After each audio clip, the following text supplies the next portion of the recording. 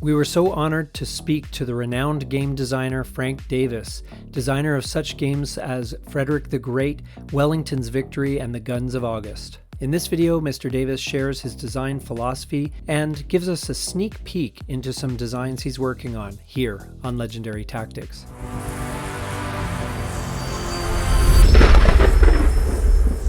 So what I'm working on now, and all like that, there are three games pictured here.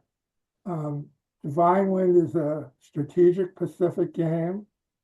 Hallowed Ground is a strategic Civil War game. Western Front is a strategic 1944 Western Front theater game. And there is a fourth game in the series that's in development now called Eastern Front, which is a strategic Eastern Front game from 41 to 45. First thing I want to say before I go through this list, the first thing I want to say is talk about strange ideas and all like that. All four games use the same basic system, even though one is a naval Pacific theater, one is a Civil War, and then two are World War II. Wow. They use the same system because the system was designed to reduce the playing time and reduce the insignificant decision making. And what I found out and reduce the number of military objectives or locations in play.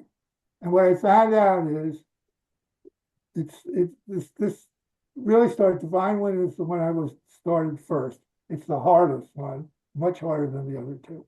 But what I found out, think of Pacific War and think of all the hexes.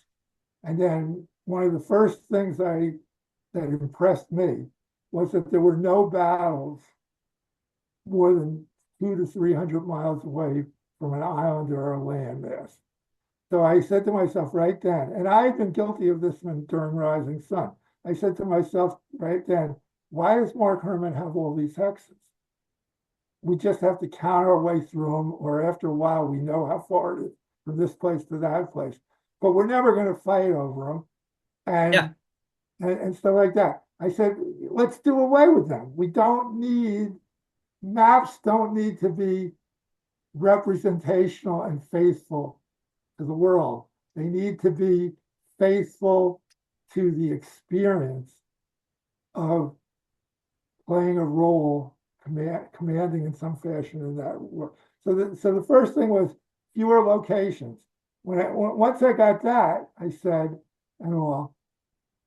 so, and also with Divine Wind, I realized no one really knew very much about what the other person had or where he was or something like that. The opposite of traditional war games. Everyone was in the dark. The Americans had a code-breaking advantage and all like that. But you didn't really know where the enemy's fleets were. They weren't all on the board like in Victory in the Pacific. First of all, they didn't disperse like that. Naval doctrine says concentrate the fleet all in one place. Victory in the Pacific is, like I said, it's a really bad game, but a lot of people like it and all. But anyhow, the next thing I realized was, so you have this vast expanse of territory, and you have this little information about the enemy. I said, this somehow reminds me of the Civil War. I said, the Civil War, all the activity is channeled in a few areas. Northern Virginia is like 90% of the war or something like that. Maybe not strategically. The Mississippi is very important and all, but a lot of the combat takes place in this small area. And the rest of the combat takes place at river and rail junctions. So once again, you look at American Civil War or not Terrible Swiss Sword, because that's tactical, Simonich's game, the Civil War, and all like that. A good game, and all like that. You look at it and you say, why does he have every hex in North America on the map here, and all like that? How exactly are they important in the military operations, like in all? Once again, you get to count a lot of movement points and all like that. Okay, so and I'm going to continue with the other two games in a similar fashion, but let me just say, I have what's Maurice Suckling wrote a book called Paper Time Machines, and he interviewed me a couple of years ago. And I told him my ideas, and he said, "Well, you sound like a basic game designer." Or so he used some term, and I said, "I prefer the term fundamental." And the Ah, reason is, I'm saying certain things, certain fundamental factors are important, and they need to be in the game, and other things are much less important and maybe optional or, you know, counterproductive to have in the game. So I wanted, so I started out with a thesis question. What's important? Is supply important? Is fog of war important? Is surprise important? Those kind of questions. Morale. Napoleon at Waterloo is really, it was sort of the introduction of morale into board games and all like that. And the second thing is limit the game's scope. I'm only interested in military operations. I'm not interested in diplomacy, and I'm not interested in production and all. Yes, that makes my game not good if you're interested in those things and you want to learn about those things. But it allows you to play a military game in a reasonable amount of time. Again, a restrictive point of view, like I talked about reinforcements, victory conditions, terrain, enemy deployments, enemy strength, all that stuff is very debatable about whether we should know about that stuff. mhm. Smallest footprint and all like that. My games now, all four of these are 17 by 22 one map and all like that. Plausibility means like in all that when you deal with the fundamentals and all like that, you get it right. So for instance, in Mark Simonich's Civil War game and all, when I first time I played it, I realized like in all, he was allowing some phenomenal amount of troop transfer on the railroad at the very beginning of the war. And it seemed like the Union could use this to an advantage to move forces from the Midwest toward the Virginia theater of war in an unreasonable way, in an unrealistic way. So I researched it and I spoke to several people and all like that. And I researched stuff like in all the operational capacity of the Baltimore and Ohio Railroad and stuff like that, which incidentally, there was a bridge blown, so it was not functional at all. And all. But in any case, I realized that he was giving the Union much more capacity than was realistic. And I wrote to him, and Mark said, "You're right," and all like that. So when I say plausibility, I'm saying, are the fundamentals correct? If you're able to move a lot more troops or supplies like in law than you could in the real situation, then it's not plausible. Mhm. Playability, we all know what that means in law. To me, it means like in law, you should be able to complete the game in one sitting and all like that. Definitely under 4 hours. I'm aiming for 2 hours. Another one is appropriate player decisions. Once again, when I talked about delegation, I talked about the layers of command and the doctrines that restrict what your historical counterpoint could do. The more I study history, the more sense it makes to me why everything happened the way it did. These generals were not idiots and all like that. Mhm. And of course, my cardinal rule is never be boring.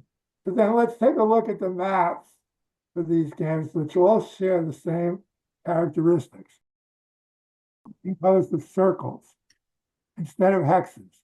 They have a maximum of 25 circles. So there are only 25 locations in the theater and all like that.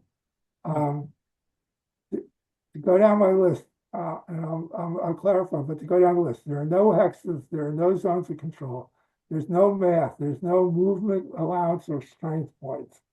There's a maximum of 25 locations. In these games, there's only 12 moving pieces because they're set. These games are set on a fleet, army group, and army level, and all like that. And they're strategic games, and that's the level where the most interesting command decisions are made. and all in these theaters and all like that. It may not appeal to like game players, but frankly, I don't give a damn, as Clark Gable says, and all. 2 hour runtime, limited information, and player decisions. Okay, so now I just want to, I think the best thing is to switch and show you a little better map.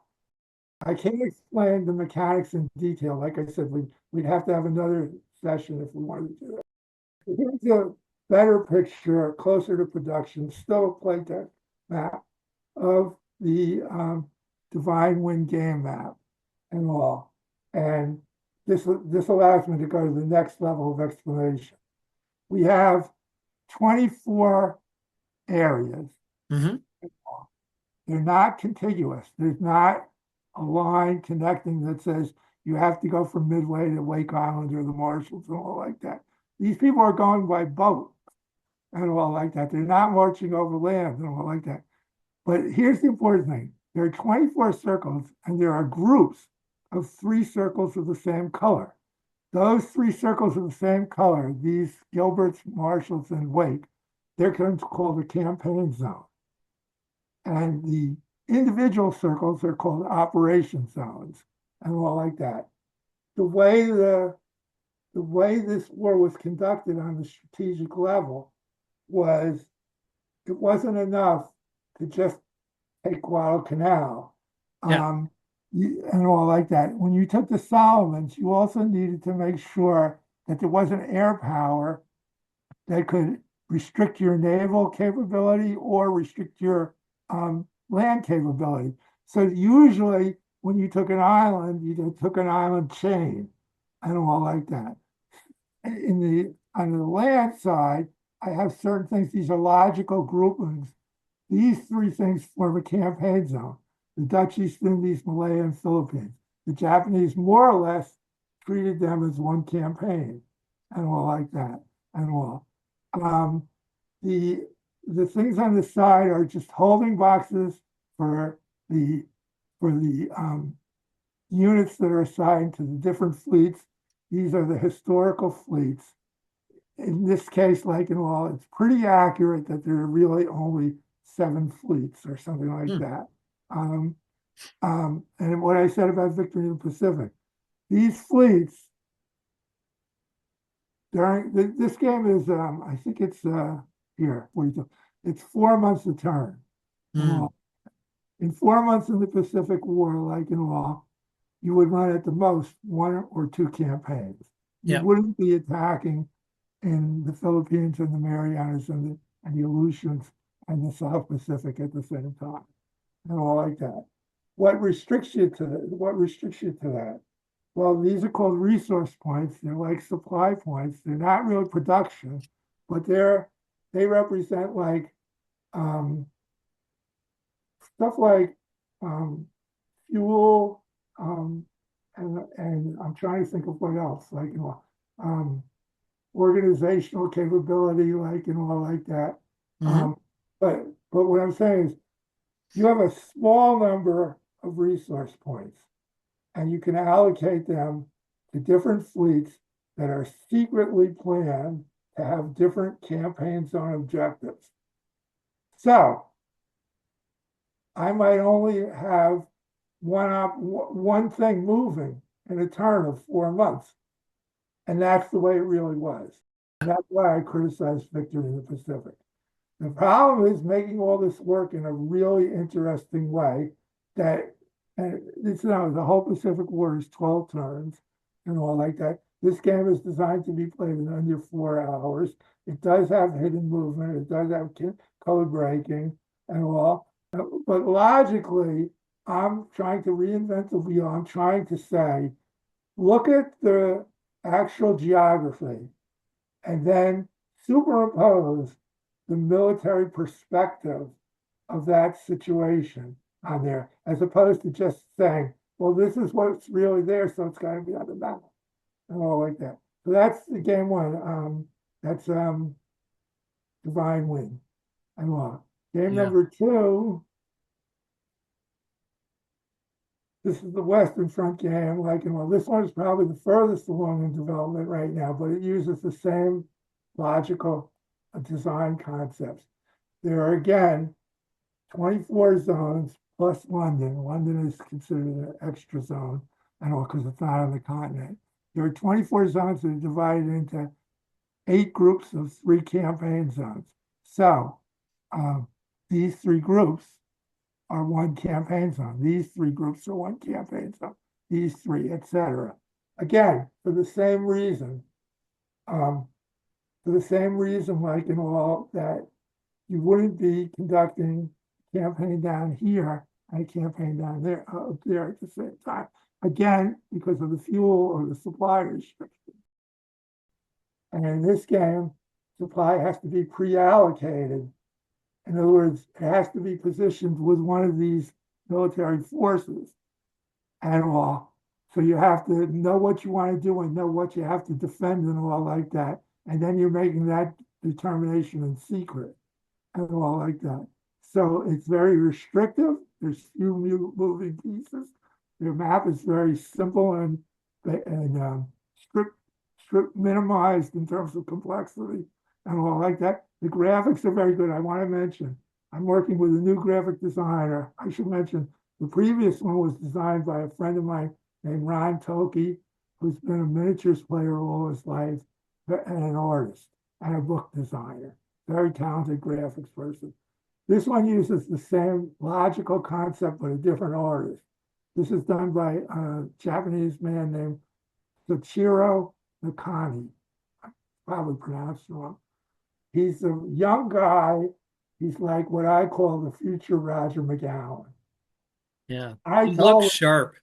him what to do, but he made it beautiful. Yeah. And all like that. I could show you my first one, and it's really ugly. And all like that. Again, there's something, it's very strange because I'm a person who emphasizes history and realism and yet this, but I also consider the graphics extremely important. However, this game sort of violates one of my rules, which is it's so attractive it almost looks like a toy. Yeah. But it's more complex than a toy. The interaction between the supply system, the forces, and the groups of things is more complicated than you're going to find in any kind of child's game and all like that. But I myself had to warm up to the idea. Frank, are you at the age of 75, you're going to start designing toys and all like that? And I said to myself, wow, serious wargamers are just going to spit on this and all like that. And again, I said, frankly, I don't give a damn. Like, I have to do this and all because I was so bored and so, enough with. I want to emphasize again the counting, the mathematics, and all like that. It's not entirely, wrong, but it's an emphasis that there's a huge cost that you have to pay in playability, and I'm looking to go around that.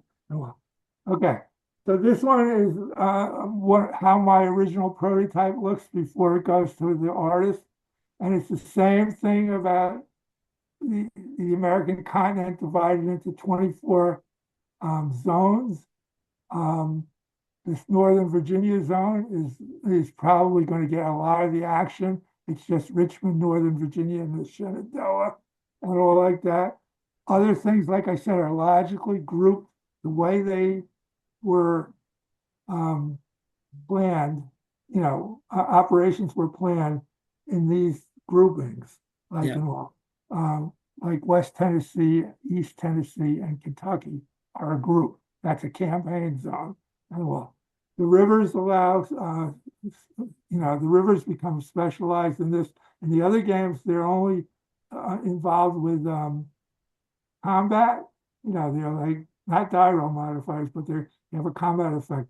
Here they have a movement effect and all like that.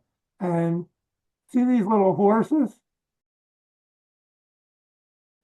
This represents reconnaissance.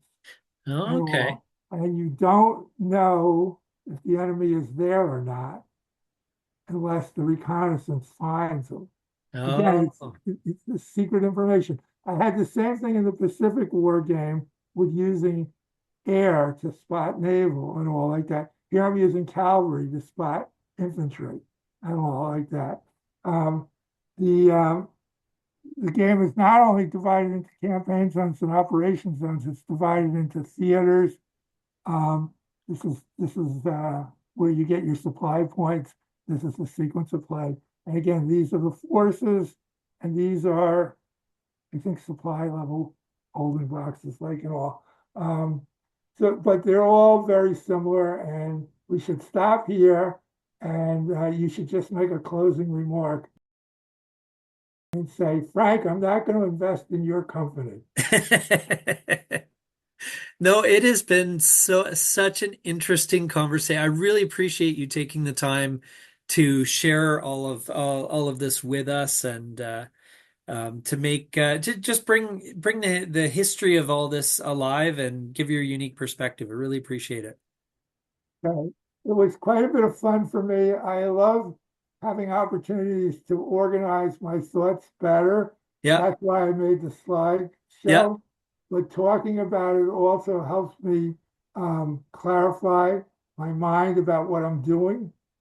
Uh, and also helps me with future designers' notes and yeah. all. That's So great. Nathan, I had a good time. Like, I hate speaking in public. I'm very poor at it, but I hope that I threw up enough dust to make everyone like have a little problem with their game engine.